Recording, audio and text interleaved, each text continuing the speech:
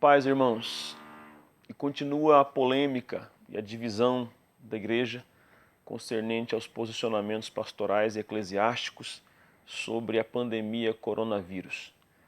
Mais uma vez vemos o despreparo e a falta de visão de muitas lideranças, não em se posicionar contrário ao que um ou outro pensa, mas em demonstrar sua aberta divisão. A maledicência está se acumulando a cada dia. Farpas e brigas, contendas, discussões indiretas. E o que faz com que grupos escolham lados é porque alguns maledicentes estão fazendo sua maledicência em um tom mais tranquilo, com um temperamento mais afável, e outros estão vociferando sua maledicência, mas tudo é maledicência. Nesse momento, o papel crucial da igreja, esperado por Deus, é o clamor e a intercessão. E o que temos visto é briga e contenda.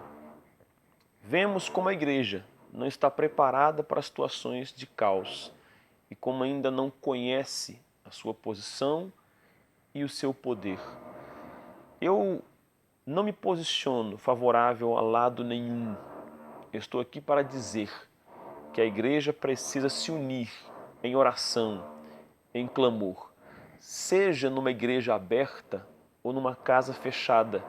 Todos precisamos orar agora. Preste atenção, meu irmão. Não dá para misturar oração com maledicência.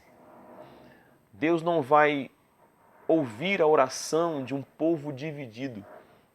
Eu quero que você se lembre de 2 Crônicas 7,14, se o meu povo, que se chama pelo meu nome, se humilhar e orar e buscar minha face e se converter de seus maus caminhos, então eu ouvirei dos céus, perdoarei seus pecados e sararei sua terra. Agora, olha bem o que Deus fala. Se o meu povo, hoje, a igreja, que se chama pelo nome dele, se humilhar, há tanto ego envolvido nisso, porque agora todos são espirituais. Um lado se sente detentor da prudência, do bom senso, da sabedoria. Do outro lado, alguns se sentem detentores da fé, da ousadia, da coragem. Mas em meio a todo esse ego, o que estamos vendo é a divisão da igreja. Mas eu estou otimista, porque eu creio que depois dessa pandemia que vai passar, a igreja vai lembrar de tudo o que aconteceu e muitos vão perceber como estão despreparados para cumprir o propósito de Deus na terra. Então veremos um mover do Espírito Santo real. Eu creio nisso. Se alguns não creem, desculpem. A perspectiva de muitos é baseada no caos e na desordem. Há um profetismo escatológico catastrófico de pessoas que acham que todo tipo de situação caótica no mundo se remete ao apocalipse. Mas eu quero dizer, estamos passando uma situação delicada, mas nós somos a igreja. A igreja não é uma comunidade da razão, é uma comunidade da fé. A fé não é racional. Racional é a nossa decisão de culto. A fé não é atributo da razão, não é atributo da alma, é atributo do espírito. A fé é do coração. Então o apóstolo Paulo disse em Romanos 12,3 que a cada um foi dada uma medida de fé. Então haja não segundo a sua razão, primeiramente, haja segundo a sua medida de fé que vai determinar a sua racionalidade. Então, com base nisso, faça o que tem que ser feito.